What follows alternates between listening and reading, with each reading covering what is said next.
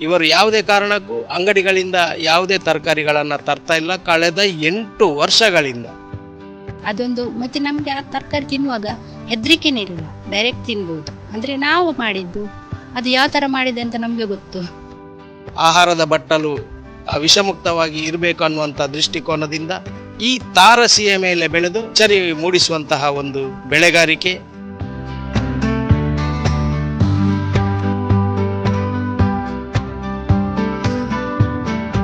ಉದಯವಾಣಿಯ ವೀಕ್ಷಕರಿಗೆ ನಮಸ್ಕಾರಗಳು. ಇವತ್ತು ನಾವು ಬಹಳ ಒಂದು ವಿಶೇಷವಾದಂಥ ತನ್ನ ಆಹಾರದ ಬಟಲನ್ನ ವಿಷಮುಕ್ತವಾಗಿ ಮಾಡಲಿಕ್ಕೆ ಒಂದು ಛಲವನ್ನು ತೊಟ್ಟಂತಹ ಈ ಮನೆಯಲ್ಲಿ ಅವರ ಈ ತಾರಸಿ ಕೃಷಿಯನ್ನ ನೋಡಲಿಕ್ಕೆ ನಾವಿಲ್ಲಿ ಆಗಮಿಸಿದ್ದೇವೆ.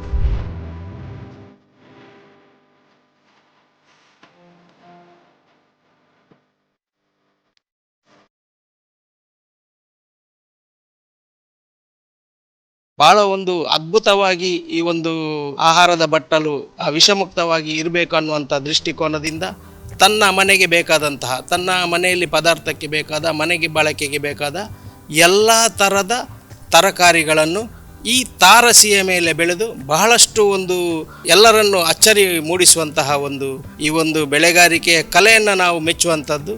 ಇವರು ಯಾವುದೇ ಕಾರಣಕ್ಕೂ ಅಂಗಡಿಗಳಿಂದ ಯಾವುದೇ ತರಕಾರಿಗಳನ್ನು ತರ್ತಾ ಇಲ್ಲ ಕಳೆದ 8 ವರ್ಷಗಳಿಂದ. ಅವರ ಏನು ಒಂದು ಮಾರ್ಗದರ್ಶನ ನಿಮಗೂ ಇದು ಸಹಕಾರಿಯಾಗ್ಬೋದು.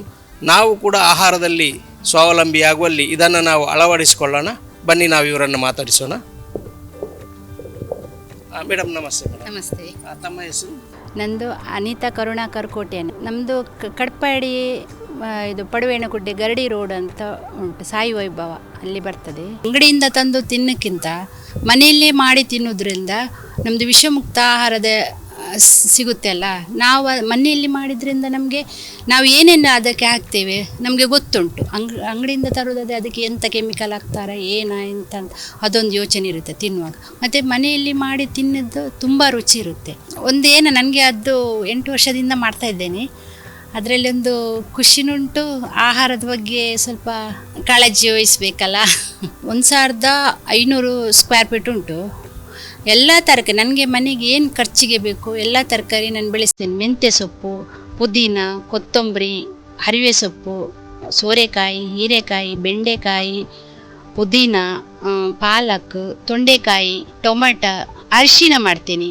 ಅರಿಶಿನ ಅಂದರೆ 1 ವರ್ಷಕ್ಕೆ ನಮಗೆ ಮನೆಗೆ ಸಾಕಾಗ್ತದೆ ಅರಿಶಿನ ಮಾಡೋದು. ಶುಂಠಿ, ಮೂಲಂಗಿ, 3 ಟೈಪಿನದು.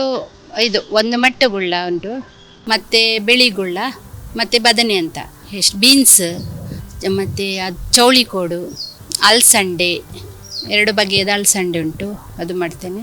ಅದಕ್ಕೆ ನಾನು ಡೈರೆಕ್ಟ್ ಸ್ಲ್ಯಾಬ್ನ ಮೇಲೆ ಗ್ರೋ ಬ್ಯಾಗ್ ಹಿಡಿಯೋದಿಲ್ಲ. ಅಂದರೆ ಅದಕ್ಕೆ ಇದು ಸ್ಟ್ಯಾಂಡ್ ಇಡ್ತೀನಿ, ಮತ್ತು ಇಟ್ಟಿಗೆ ಇದ್ದರೆ ಅದು ಇಡ್ತೇನೆ. ಡೈರೆಕ್ಟ್ ಸ್ಲ್ಯಾಬ್ನ ಮೇಲೆ ಇಡೋದಿಲ್ಲ. ನೀರಿನ ಬಳಕೆ ಇದಕ್ಕೆ ತುಂಬ ಕಡಿಮೆ. 2 ದಿವಸಕ್ಕೊಮ್ಮೆ ನೀರು ಕೊಟ್ಟರೆ, ಒಂದೊಂದು ಜಗ್ ಅಂದರೆ ಒಂದೊಂದು ಮಗ್ಗು ಕೊಟ್ಟರೆ ಸಾಕು ನೀರಿನ ಬಳಕೆ. ಇಲ್ಲ, ನಾನು ಬೀಜ ತಂದು ನರ್ಸರಿಯಿಂದ ಬೀಜ ತರ್ತೇನೆ. ತಂದು ಬೇರೆ ಇದರಲ್ಲಿ ಗಿಡ ಮಾಡಿ ಆಮೇಲೆ ಇದು ಗ್ರೋ ಬ್ಯಾಗಿಗೆ ನೆಡ್ತೇನೆ.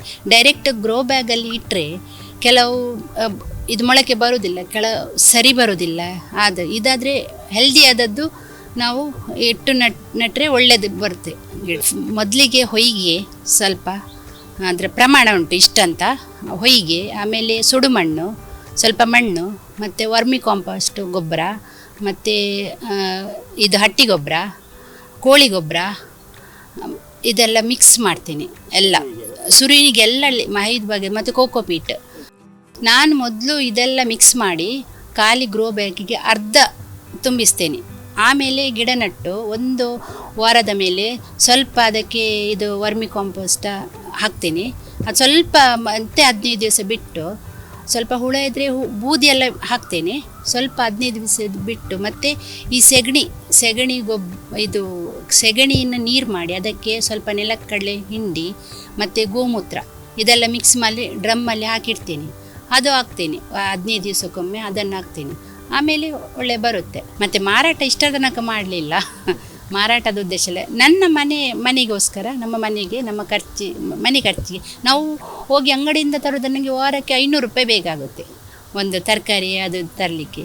ಇಲ್ಲಿ ಆದರೆ ನಾವು ಮನೆಯಲ್ಲಿ ಮಾಡಿದ್ದು ಬೇಕಾ ನಮಗೆ ಹೋಗಿ ಟೆರೆಸ್ ಮೇಲೆ ತಗೊಂಡು ಬಂದು ಮಾಡ್ಬೋದು.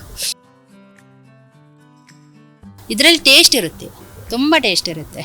ಅದಕ್ಕೆ ನಾನು ಯಾರಿಗೆ ಹೇಳೋದಂದರೆ, ಸ್ವಲ್ಪ ಜಾಗ ಇದ್ದರೂ ಪರವಾಗಿಲ್ಲ, ನಿಮ್ಮ ಮನೆ ಹತ್ರ ಅಂಗಳದಲ್ಲಿ ಟೆರೆಸ್ ಅಲ್ಲದೆ ಆಗಿದ್ರೆ ನಿಮ್ಮ ಮನೆಗೋಸ್ಕರ ನೀವು ಮಾಡಿಕೊಳ್ಳಿ, ನಿಮ್ಮ ಮನೆ ಖರ್ಚಿಗೆ ಅದು ಮಾಡಿ ತಿಂದರೆ ನಮಗೂ ಆರೋಗ್ಯಕ್ಕೂ ಒಳ್ಳೆಯದು, ಎಲ್ಲದಕ್ಕೂ ಒಳ್ಳೆಯದು.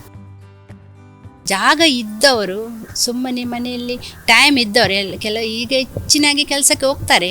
ಮನೆಯಲ್ಲಿದ್ದವರೆಲ್ಲ ಈ ಥರ ಸ್ವಲ್ಪ ತರಕಾರಿ ಅದು ಇದು ಮಾಡಿಕೊಂಡ್ರೆ ಒಂದು ಮನಸ್ಸಿಗೂ ನೆಮ್ಮದಿ ಇರುತ್ತೆ, ಅದರಲ್ಲಿ ಮನಸ್ಸಿಗೂ. ಮತ್ತು ನಾವು ಮಾಡಿದ್ದು ಮಾಡಿ ತಿಂದ ತರಕಾರಿಯಲ್ಲಿ ಎಷ್ಟು ಖುಷಿ ಇರುತ್ತೆ ಅಂದರೆ ಅದು ನೀವು ಮಾಡಿ ಆಮೇಲೆ ಹೇಳಿ ಅಷ್ಟು ಖುಷಿ ಇರುತ್ತೆ. ಅಂದರೆ ಅದೊಂದು, ಮತ್ತು ನಮಗೆ ಆ ತರಕಾರಿ ತಿನ್ನುವಾಗ ಹೆದರಿಕೆನೇ ಇರಲ್ಲ, ಡೈರೆಕ್ಟ್ ತಿನ್ಬೋದು. ಅಂದರೆ ನಾವು ಮಾಡಿದ್ದು ಅದು ಯಾವ ಥರ ಮಾಡಿದೆ ಅಂತ ನಮಗೆ ಗೊತ್ತು.